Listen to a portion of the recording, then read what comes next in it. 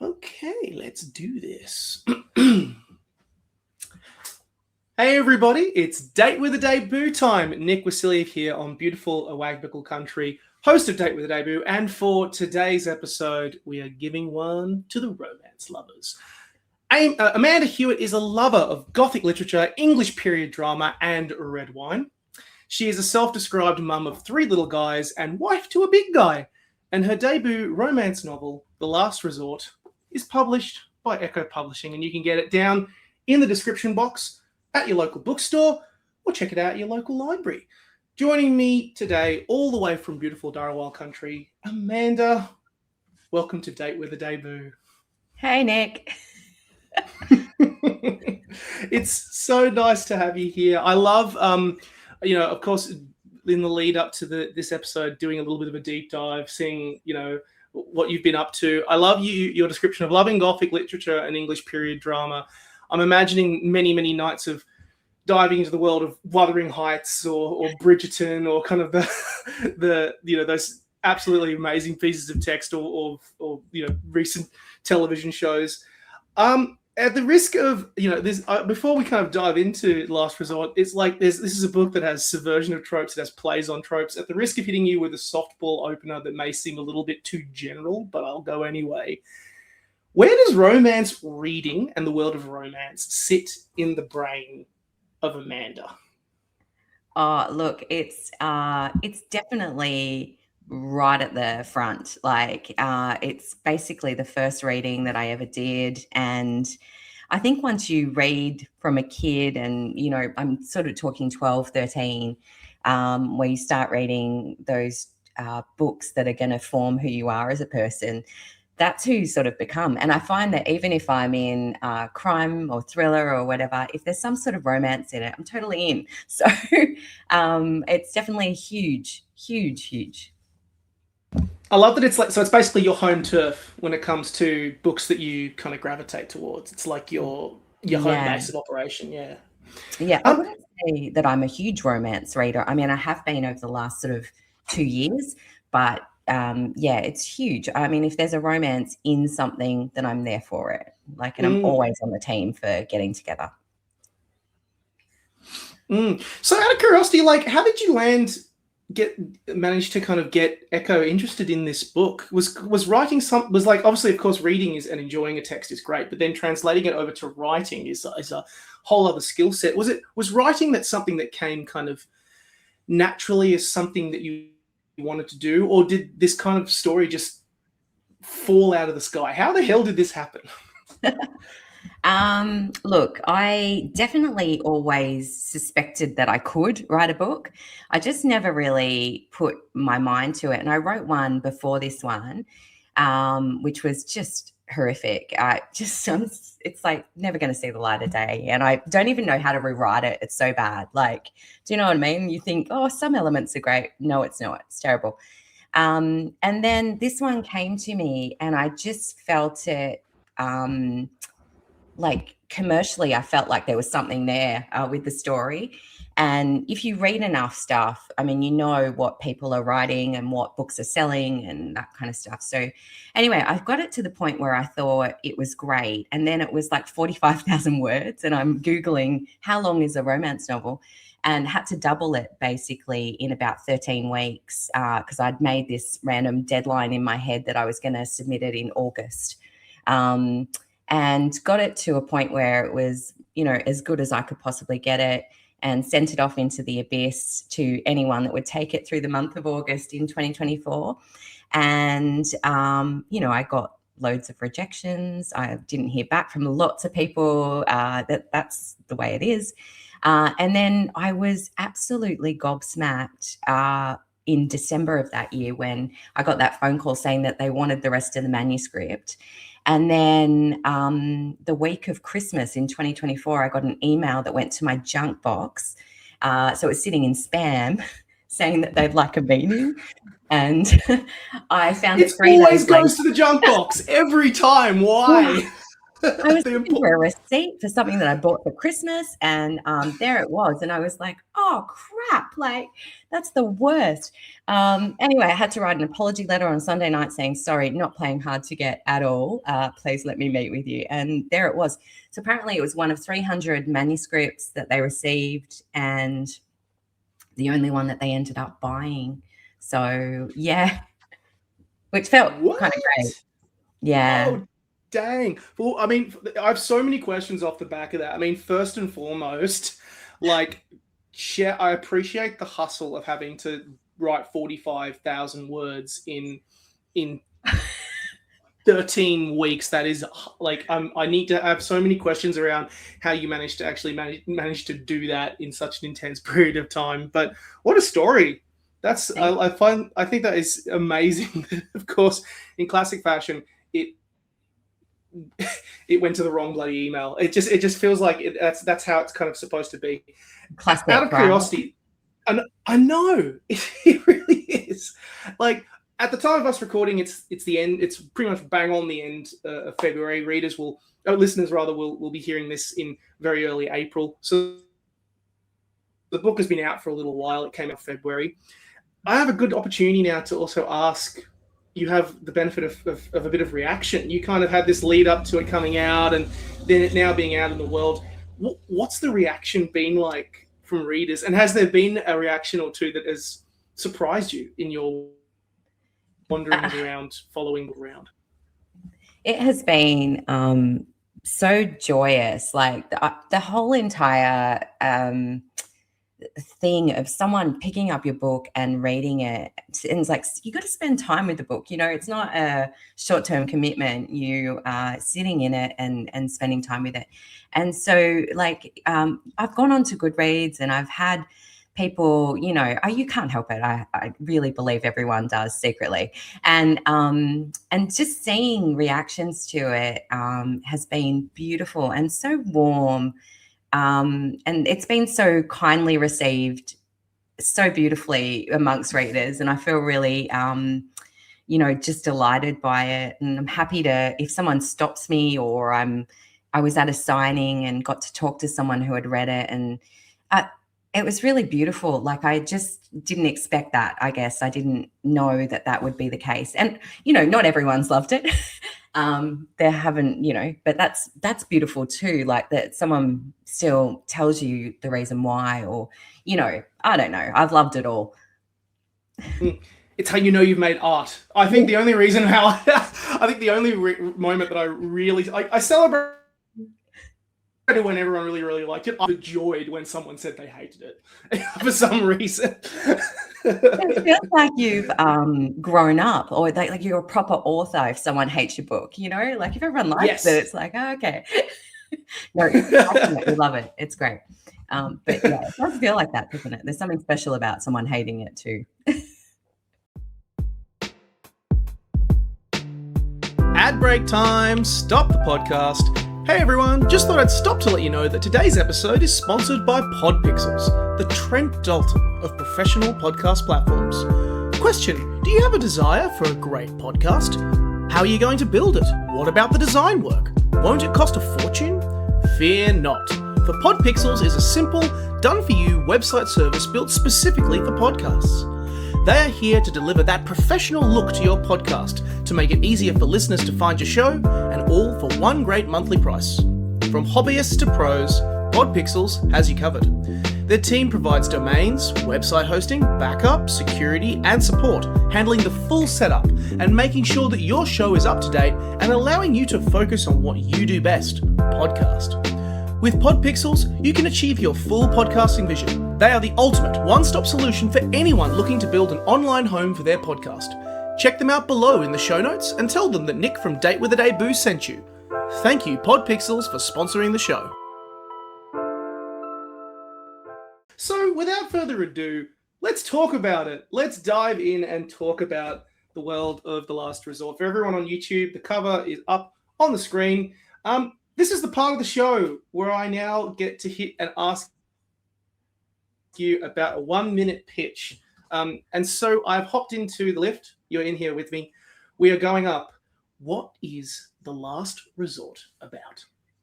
Okay, so The Last Resort is when we start, we've got Abby Parker on the idyllic holiday trip. She is by herself for the first time in a long time, but she's really processing who she is as a person following the breakdown of her marriage. She's 42 years old and she's a single mom, and she's just overwhelmed when she gets there. Nick is her resort neighbor. He's 41. He's avoiding the sun, people, tourists. He can't avoid having to rescue a drunk woman out of the ocean at night, and that's how the two of them meet. Their chemistry is immediate, and they embark upon a holiday romance, which is kind of reluctant, but very passionate in the end. When Abby returns home to Sydney, she's back to real life, which is mortgage stress, single parenthood, and caring for her family. She heads back to work Monday morning, never expecting to see Nick again, only to find him across a boardroom table from her in a very tense situation. He's her new boss, and now they have to navigate their holiday romance selves in the workplace. It's a story about a woman in her 40s finding her voice, and it's also a story about boundaries that we impose as we get older, and if we can take the leap of faith required to sort of fall in love when we've got baggage of the non-holiday variety. Ding! Nailed it. Perfect description. Loved it. Lots of detail, but also you're leaving lots out, so I like it. This, I kind of was very glad when this book arrived. I was in the mood for a good romance story. This is a book about, for me, about intimacy. It's about love in many, many forms. Physical love, self-love, permission to love, in allusion to boundaries you talk about. There's family. There is power dynamics, particularly in the workplace.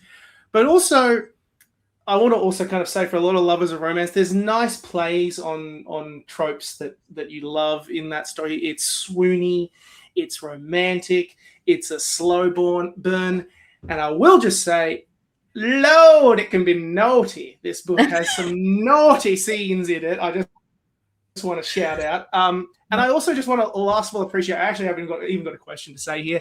Like, I appreciate that it's not 20-somethings in young love as well. It is people in their 40s finding love again, and it's real, goddamn passionate love filled with complications and stuff. So it is a tip of the hat to you in that regard. I actually haven't even got a question here.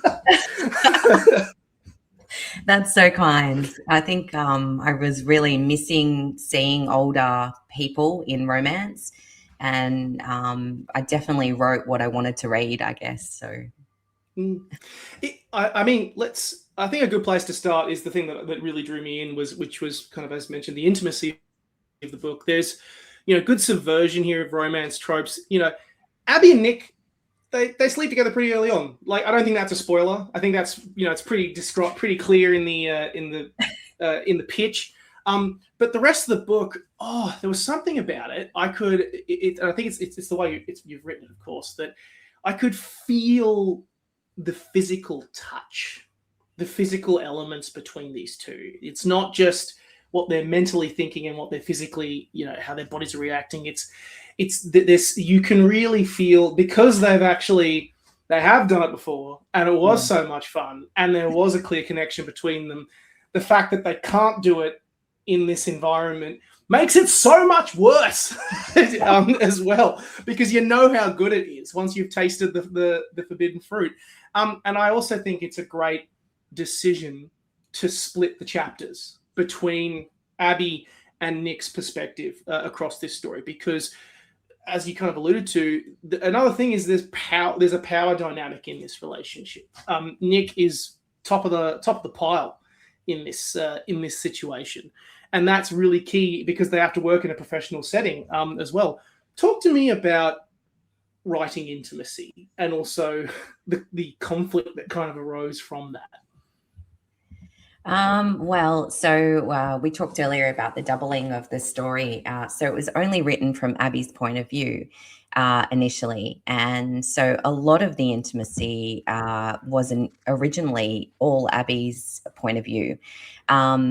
And so when I decided to write Nick, it was so fun to just jump into his head and play with that, because there is that power dynamic between them in that he's her boss.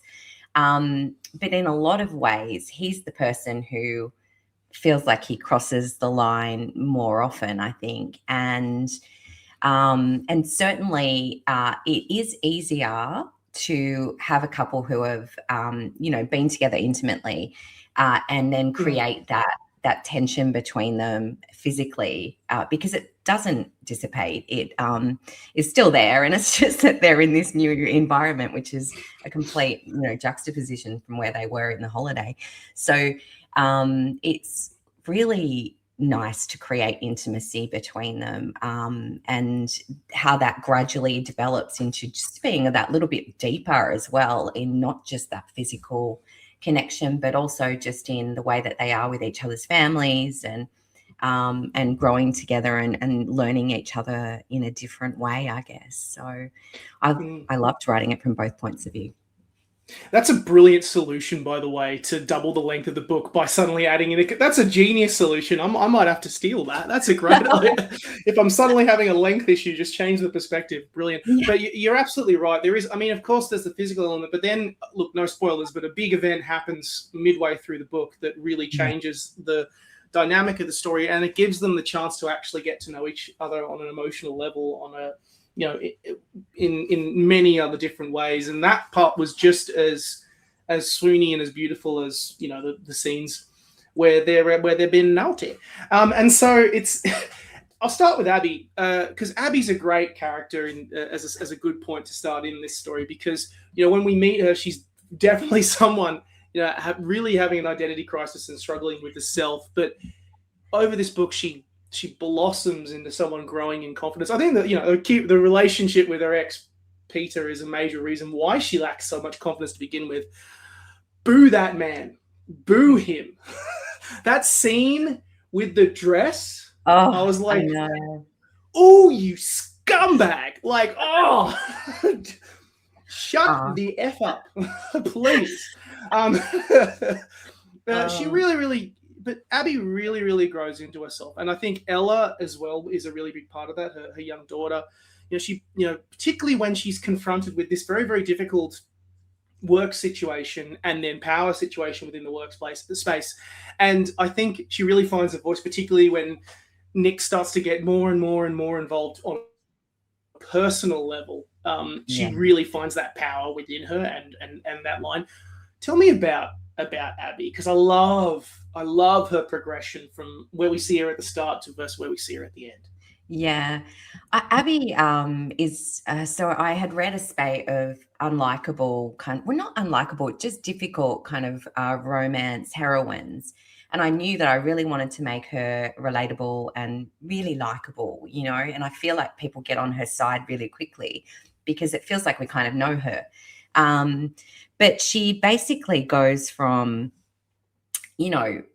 finding, not knowing who she is in this new kind of space. And I feel like she's one of those women that probably was raised in a pretty traditional kind of way. And even though she's got the great iris around her, she's kind of done all of the things that everyone expects of a woman throughout her life. And through that, she sort of wears a lot of hats. She's the perfect mom. She's a great person at work and she does a great job. And then with Peter, her husband, she's just like the wife and tones herself down to kind of be in that marriage, and which is really sad, but I think it's something that women relate to.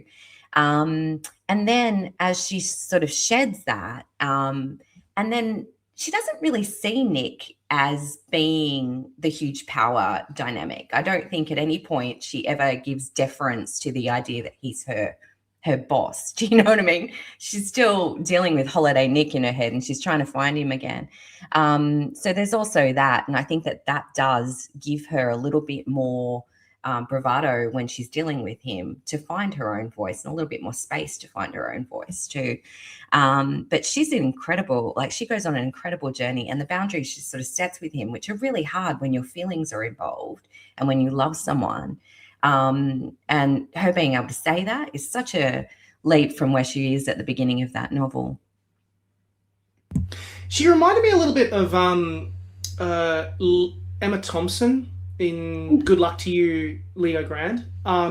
Like just that someone kind of, you know, an older woman, but someone who has never had the permission to enjoy herself, enjoy life. You kind of hit the nail on the head where she had fallen into all of these traditional things. She'd done the right things, so to speak, and it had made her really insecure in herself, not very self-caring, like the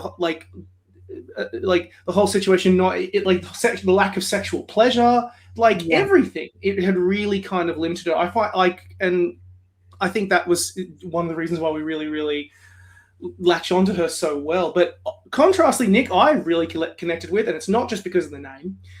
This character, Nick, I connected with a lot. I think that scene with Kate being like he's a commitment phobe, right, kind of a little bit later on in the story, and I'm like, oh, honey, we'll get it. He is a commitment phobe, but not in. Once you understand, it was quite I could see it in my head coming from a mile away. This is someone who has been forced to be strong for so long in his life. From a young age, he has to be the responsible one. He's got siblings to look after. He's got a family to look after. He has a huge amount of financial, being, rich and the big man at the top comes with its prices for him. And, he's seen as having to be the responsible one, and it's a weight. Yeah. It is a weight that makes you put the blinders on in any way, shape, or form, even at the risk, even with other things like his own happiness being sabotaged as a result. And we won't get into the spoilers here, but he's also someone who has just suffered tremendous loss in his life. Yeah. Tell me about Nick. Oh, poor Nick. I actually feel really bad for him because I basically trauma bombed him until he broke, and then tried to put him back together again, I think. And he is I feel like even sometimes when I read comments and stuff that people still don't quite get him. He's so you're right, he has had to bear so much responsibility and so much weight for such a long time, and he's so closed off at the start of the book, even on that holiday, even when he's, should be relaxing and, having a great time, he doesn't ever think that way. So his arc is actually huge, because he has to come a really, really long way to just be open. And that's really hard. And then he's so responsible, and he loves, when he does love, he loves so committedly that it's really beautiful. And I hope that I showed that. And I just love him. I think he's great. So his arc is about self-kindness for me. It's not just about, learning to love again amidst lots of difficulties. I mean, trauma bombing him. Oh yeah, that's true. He's put through the ringer. You don't often feel sympathy for people, particularly when they're in such positions of power. But for him, it was a weight. I could pick the weight off him very, very quickly. That he's someone who has had to carry a lot of weight and a lot of pressure for a long period of his life. And I understood him completely. I got him completely. It just made plenty of sense to me. That the self-love is the thing that he needs to learn, as well as, learning that it's also a give and take situation here. And he's always had to be the one that's had to give so much, which is why he overcommits so much and why he oversteps so much and why he puts so much pressure on. I think it made a lot, he was just such a fascinating character. I think there's so many other characters I want to shout out as well. I mean, there's so many other great supporting characters around them. Ollie, I get Ollie. I get Ollie as well. Nick's brother. I mean, he plays a major part in the romance. He's there as well on the island. And really he also, Yeah, he can see what Nick is going through as well. And also Kate. I also kind of want to shout out Kate as well. Abby's sister works in the medical space. She's a firecracker as well, wears a heart on her sleeve. I think these two are really also particularly important characters in this story because you've kind of got your two foils for Nick and Abby to kind of bounce off a bit. Yeah, 100%. I love that sibling dynamic. It's one of my favorite things to play with as a writer is playing with families that feel like friends. I have a large family, and all of my cousins and stuff are like my siblings, and but we're also like best mates. We can go out and have a drink and have a really great time together, and I really love those dynamics between them. But in a lot of ways, Ollie and Kate share frustrations about their siblings, you know, about the things that they both deem them to lack. And I find that really sweet and really genuine, because I think if you speak to your own siblings, you know, honestly and openly, they would probably be frustrated with some of the things that we do that they can't control. So in a lot of ways, those two siblings are really, really important to the story. Ollie is he moves the plot forward a couple of times throughout the book, and he's a great character. And Kate is so fun. She's so sharp as opposed to Abby's softness. And she's just great. Yeah, it's great. I love that there's that kind of also the ongoing, that quote, that don't be feeble. Don't be feeble, Abby. It's also just, I think it's, they're perfect foils. They're perfect foils for these two characters in these positions they find themselves in. I mean, with me connecting with Nick so a lot, by extension, I also connected quite a bit with Ollie, just his connection. There is one other person who I really want to shout out. Of course, there are other characters in this story, but I mean, how can you not talk about Gran? She's so great. Iris. Yeah. I love her. So people often ask, I mean, you probably get it too, Nick, when you're a writer, and that people will say, you know, is there anything of yourself in these characters? And I always say that Iris is who I want to be when I grow up. And she's just the best. And then my husband of 20 years looked at me and was like, "You're 7 husbands behind." And I'm like, "Yeah."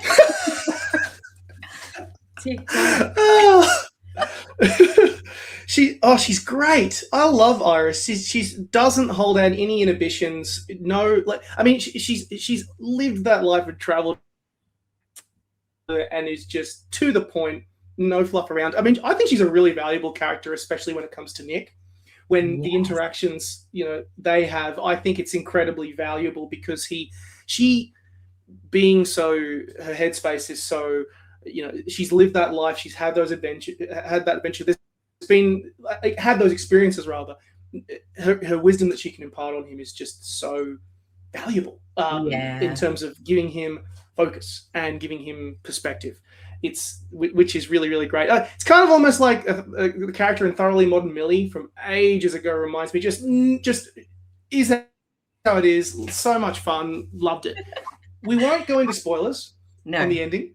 We won't do that. We won't go that far down the rabbit hole. But I have a great opportunity here to kind of, you know, whenever, you know, some people, it's kind of a common question that I like to put at the end whenever I talk to an author about a book. And the one, you know, some people often say, what do you want readers to get out of this book? And the answer I always say is, well, go read the book and find out for yourself. Why, you know, don't listen to me. Reading is a subjective experience. Go and enjoy it. So instead, I want to ask as a kind of a last question about The Last Resort. What did writing The Last Resort, engaging in this exercise of putting it on the page, telling this story, teach Amanda, the human, be it the writer, whatever? It taught me, I mean, it's taught me so much. On a personal level, you know, I found 40 to be quite a challenging time. You know, like we turned 40 and then a bunch of our relationships all fell apart, and you know, we had parents die, and like it's such an it's almost, you almost go through as much change as a 40-year-old as what you do as an 18-year-old. And it felt important to talk about a woman really finding her voice, especially a passive woman, someone who is soft. Because I think a lot of women really shed the shackles of, like, your children are a little bit older and all sorts of things happen that lead you to be able to feel like yourself again, probably for the first time in years. So that definitely resonated on a really personal level. And then in terms of writing it, I wrote a full story and it made sense, and there were character arcs that actually rounded out, and there are plot points in it that are so finessed and I'm so proud of. And other times where, because I don't plot at all, that it takes readers by surprise, because it took me by surprise too. And there's that beauty of it. And then also from a publishing standpoint, I've never done anything like that before. It was like doing a new job for 12 months and not really knowing what the next step was every single time. It still gets me. I'm like, oh, that happens? Like, no idea. So it's taught me so much and it's given me so much. It's been amazing. That's so nice to hear that it's like taught you in many different ways in your life, which is, I think, so valuable. Out of curiosity, what's next? Will you write again? Will there be more? Well, I wrote 2 books last year and I was a very busy girl. Well, I don't have a deal for either of them, but one of them is a sequel to this novel, which is interesting, especially given how much you love Ollie, because he will be one of the people that will be featured in that. And but at the moment, I don't know what happens professionally, but there's options for more, I guess. So hopefully it plays out.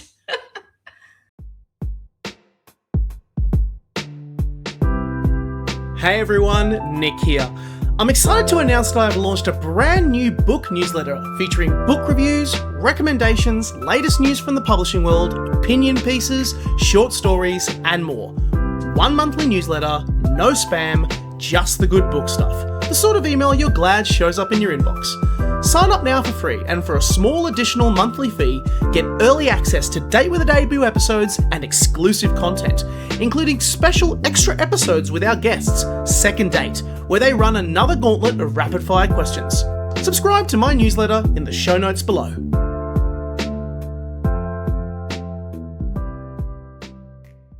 We'll finish this part of the podcast. We'll finish up this episode. As with all episodes of Date with a Debut, we like to have a rapid-fire question part of the date. We also have something a little bit special for everyone listening. As some of you may have heard, I've started a newsletter relatively recently, and Amanda and I will actually be going and doing a second sneaky episode. We're going to literally record it straight after this. So if you want to have more rapid fire and you enjoy this segment of the show, you can go and subscribe, and you can go and watch that episode for free. It's exciting. So we'll be checking it out after that. But in the interim period, Amanda, are you ready for a first round of rapid fire? Are you ready to go? I mean, I'm a little nervous, but I'm ready. Prepare yourself. No, it's not that scary. I'll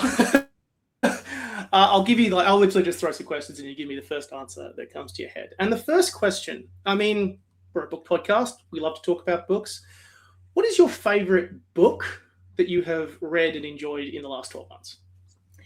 In the last 12 months, it has been, it's actually been an Abby Jimenez book. I don't know how I'm a romance author and had not read her, but I read a book of hers called Just for the Summer. It is absolutely tremendous, and weirdly gave me lots of comparison titles to put to my own work now, because I realize that we're very similar writers in a lot of ways. So there you go.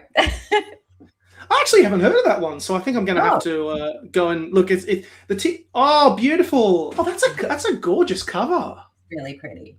That is such a gorgeous cover. Great book. Oh, nice! I love that. Out of curiosity, I can see behind you you've also got a whole bunch of Emily Henry books, so I feel like I'm going to preempt this question But what's your favorite debut novel that you have ever read? Do you know, weirdly, I don't think it is a romance author. I would say it is. Yeah, I know, weird, right? I read a lot of crime thrillers, and I would say that it is probably Christian White's The Nowhere Child, I would say. That is a great book. I Yeah. love Christian's so good. He's got so much. The way he writes is just brilliant. But yes, very good pick. Do you have a favorite word? What's your no? I don't know. Do you have a favorite word? What's your favorite word? Tell me. I do have a favorite word. My favorite word, my favorite word, I kind of alternate between certain words. I have a tiny little mini Dachshund Staffy who listens to every single thing I say, and sometimes I like to emphasize different words, different things, which makes her go, yeah, I'm listening. And my favorite word at the moment is adventure. Oh, because I say to Lila, want to go on an adventure? And she goes, yes, I'm listening. And then the implications that come with that, going on actually traveling around somewhere, meeting someone else, doing something cool. For some reason, it's soppy, but I kind of like it at the moment. So that's my favorite word at the moment. That's incredible. I would say that one of mine is besmirch, because my husband didn't know the word and told me that I was making the word up. And then I was at a book launch last night and the author used it. And I was like, it's only book people that really know this word, babe. Like, don't worry. But yeah, I love that you go on walks though with your dog and that's your little adventure. And then it's a great word. Like it can say so much. Like Nick and Abby go on lots of adventures. They do. Sometimes in the bedroom. I mean, there's so many implications you can do with it. There's so many things and places where you can go with an adventure. But I like besmirch. It's a good one. It's like, word. Yeah, it's a nice word. I like that. You get into a lift and your absolute hero is in there of anything or like your whatever it may be. Who is it? Oh, I've got a couple. I would probably say it would be, I mean, like I want to say a footballer, weirdly. I'm a huge Melbourne Storm fan. It would probably Cameron Smith. It'd probably be Cameron Smith. If I was in the lift, I'd be a little bit beside myself. On a book level, maybe, I mean, if I was in the lift with like Emily Henry, I'd probably die my ass off. Like it would be incredible. I would just be like, oh, you're so beautiful and perfect and your books are lovely. Thank you so much. Yeah, Emily is really lovely. She's such a nice person to talk to. And I'm not surprised that you've gone with a footballer. That you're not the first one, actually. Oh, really? No, you're not the first footballer. I had Abra sports people at least. I had off the top of my head, I had Abra Pressler on the show talking about Love and Other Scores, and she was like, "I want to meet Rafa. I need to meet Rafael Nadal." And I was like, you know what? That's fair. That's fair. He's objectively good looking. I get it. But no, I'm not surprised at all, Cameron, to go for Cameron Smith. So excellent picks. I like it. If you could pick one romance book or television show or piece of art to read or watch, what would you pick? Like a comfort one. Oh, I would probably either pick the 2005 Pride and Prejudice movie, which I absolutely loved. And weirdly, the one that inspired Nick is a television series called Sanditon, particularly season 2 of that. So that is also a comfort watch for me. At the risk of being a little bit cheeky, have you ever been skinny dipping in the Indian Ocean? No. Very much a clothes-on kind of girl. I definitely would have made sure that the champagne bottle didn't tip over, though. So I appreciate that level of the skinny dipping scene. And then final question of the episode. Are you happy? Oh, I'm delighted. I've had a lovely time. It's been brilliant. And I'm delighted with the book and I'm delighted with life. It's lovely. Amanda is happy. Amanda is delighted, and that's all I need to know. And it's been a delight talking to you. I've had a great time talking about this book and diving into the world of The Last Resort. We've come to the end of this episode, but as mentioned, we're about to go and record a second little sneaky episode around the corner. So if you want, you can go and check that out on the newsletter. Amanda, thank you so much. The Last Resort was published by Echo Publishing. Thank you to them as well. You can get a copy in the description. You can also check it out at your local library. It's online, it's wherever, what have you. You can get a copy of it somewhere. Amanda, thank you so much for introducing me to Abby and Nick and for coming on the show. It's been a pleasure. Thanks for having me, Nick.